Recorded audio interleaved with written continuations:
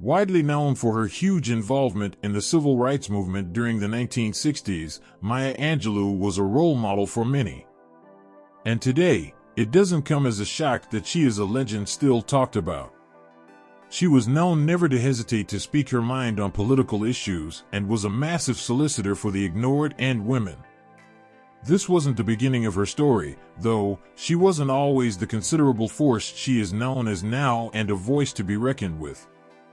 This is a story of a legend who by no means allowed the effects of her environment and her circumstances to define her. Or perhaps they are precisely what shaped her to be the voice she became. Chapter 1, Right at the Rough Beginning. Marguerite Ann Johnson, better known as Maya Angelou, was born in St. Louis, Missouri, on April 4, 1928. Early on, Angelou moved to Stamps, Arkansas, to live with her paternal grandmother due to her parents' turbulent marriage and subsequent divorce. Bailey, her older brother, gave Angelou the name Maya. When Angelou was 7 years old, her mother's lover raped her when she was briefly taken into her mother's custody. After being imprisoned for the crime, he was killed shortly by Maya's family after being let out. Angelou became silent for 6 years because she thought the man's death was partly caused by her disclosure of the tragedy. She once resided in Arkansas with her grandmother during her mutism and teenage years. Angelou's passion for literature and the arts was quite clear from an early age. She journaled and produced essays and poetry throughout her youth. She developed a passion for poetry after returning to Arkansas and memorizing poems by Poe and Shakespeare. Angelou returned to living with her mother, who was at the time residing in Oakland, California, just before the onset of World War II. She studied acting and dance at the California Labor School while attending George Washington High School. Angelou applied to the Women's Army Corps when war broke out. Her membership in the California Labor School, which was thought to have connections to the Communist Party, led to her rejection of her application. Even though she was only 15 years old, she decided to apply for a job as a streetcar conductor because she was determined to get employment. Because so many men left their employment to join the military, women could replace their places. However, Angelou's race initially disqualified her from applying. She wasn't deterred, however. She asked for a job application every day for 3 weeks, but it was never granted. The business finally gave up and gave her an application. She wrote that she was 19 because she was under the legal working age. The first African American woman to work as a streetcar conductor in San Francisco, she was hired after being accepted for the post. After working for a semester, Angelou decided to go back to school. In the summer of 1944, she received her high school diploma from Mission, and shortly after, she gave birth to Clyde Bailey, her only child, Guy Johnson. After receiving her degree, Angelou worked a variety of odd jobs to help support her and her son. She wed Tosh Angelos, an electrician in the U.S. Navy, in 1949.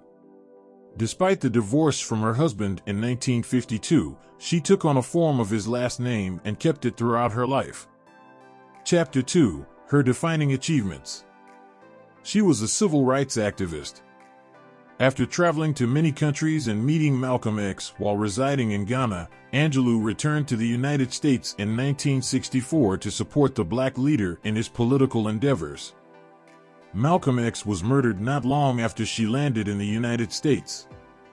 Despite passing away, Angelou supported the civil rights cause and helped MLK Jr. gather money.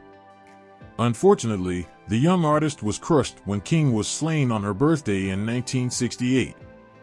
James Baldwin, a novelist, urged Angelou to write during this time, and she started working on her groundbreaking book, I Know Why the Caged Bird Sings. I Know Why the Caged Bird Sings was a New York Times bestseller for 2 years. I Know Why the Caged Bird Sings, which Angelou wrote about her experiences as a girl growing up in Arkansas and becoming a mother at 16, was released in 1969. It became a bestseller immediately and remained on the New York Times bestseller list for paperbacks for the following 2 years. It is regarded as her most well-known work and was nominated for a National Book Award in 1970. It was named one of the most important books of the modern era by Time magazine in 2011. She was the first black woman to write a screenplay for a major film release. By penning and composing Georgia, Georgia, a Swedish-American play that would later be nominated for a Pulitzer Prize, Angelou enhanced her writing and musical abilities. She continued to write for theater and television, and in 1998, with the release of Down in the Delta, she finally fulfilled her dream of becoming a film director. She was the first female inaugural poet in U.S. presidential history. Angelou spoke her poetry on the Pulse of Morning in 1993 during the swearing-in ceremony of President Bill Clinton. She made history by becoming the first female and African-American poet to participate in a recitation at the inauguration of a U.S. president.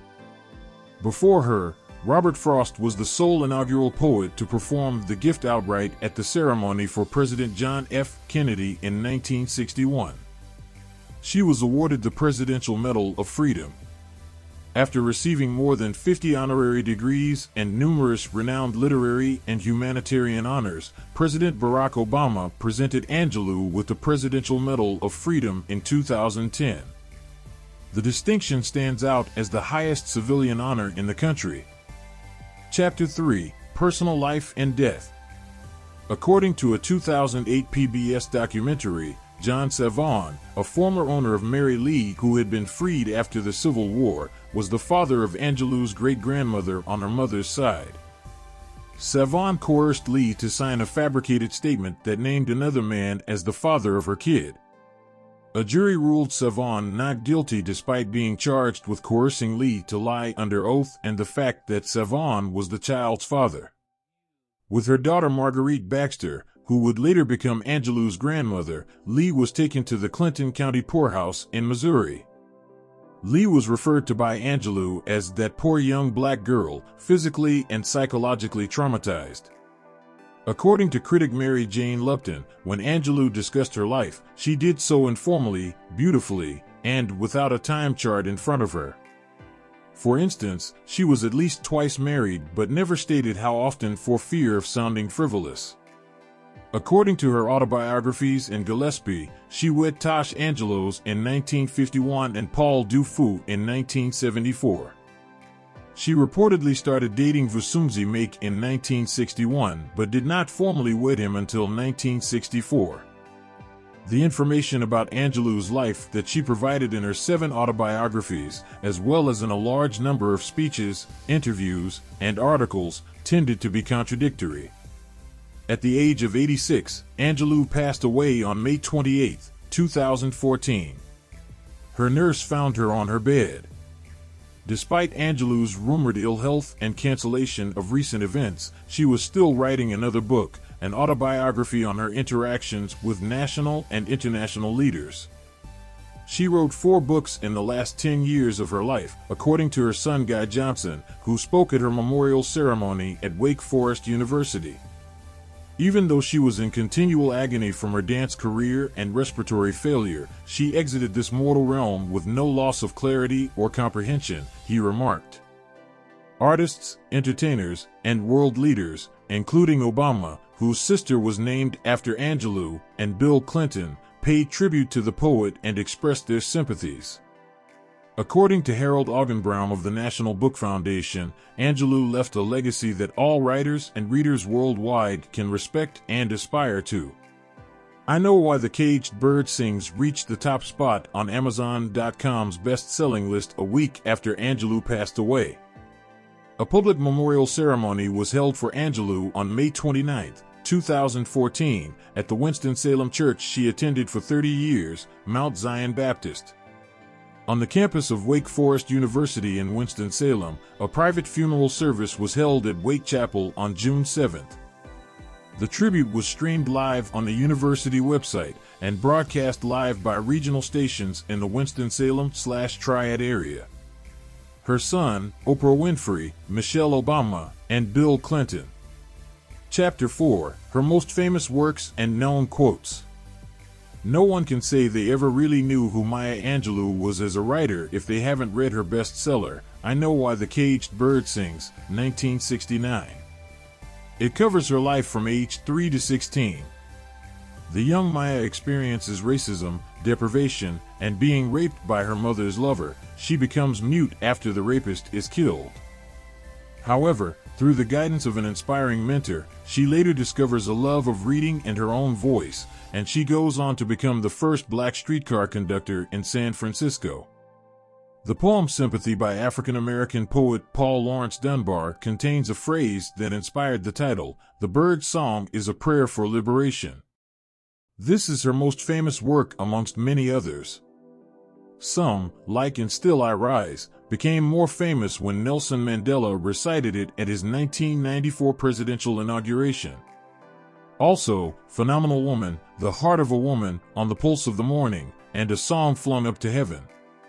Also from these popular works are quotes that are favored more. Some are: I've learned that people will forget what you said, people will forget what you did, but people will never forget how you made them feel. There is no greater agony than bearing an untold story inside you. What you're supposed to do when you don't like a thing is change it. If you can't change it, change how you think about it. Don't complain. When someone shows you who they are, believe them the first time. Chapter 5. Some other celebrities she inspired. What stands out to me about Maya Angelou is not what she has done or written or spoken, it's how she lived her life. She moved through the world with unshakable calm, confidence, and a fierce grace. These were Oprah Winfrey's words in remembrance of her mentor and teacher. She was a source of support, a friend, and a guide for her throughout her career. Oprah remembered her as a teacher who believed in sharing knowledge so that others could learn. Another well-known activist she inspired is Nelson Mandela. They first met while Maya was living in Cairo, Egypt, in 1962. Soon after, Mandela was put behind bars, and the two didn't speak for the next 30 years. Although the renowned statesman was imprisoned, papers obtained by the Nelson Mandela Foundation indicate that he viewed the movie adaptation of Angelou's autobiography, I Know Why the Caged Bird Sings. Mandela chose Angelou's words for his inaugural speech and recited her poem Still I Rise after being released from jail after 27 years and elected South African president. Tupac Shakur is another who had an iconic moment with the legend before she passed on. In the film Poetic Justice set, Angelou once stopped a fight between Tupac and another young actor. She was reported to have taken him away, and when he got calm and eventually agreed to talk to her, told him, "Do you know how much you are needed? Do you know what you mean to us? Do you know that hundreds of years of struggle have been for you?" This had such a significant impact on the star's life and career. We could go on and won't stop at the hundreds of stars and even billions of people that Maya Angelou touched through her personal life, her works, or her physical interactions.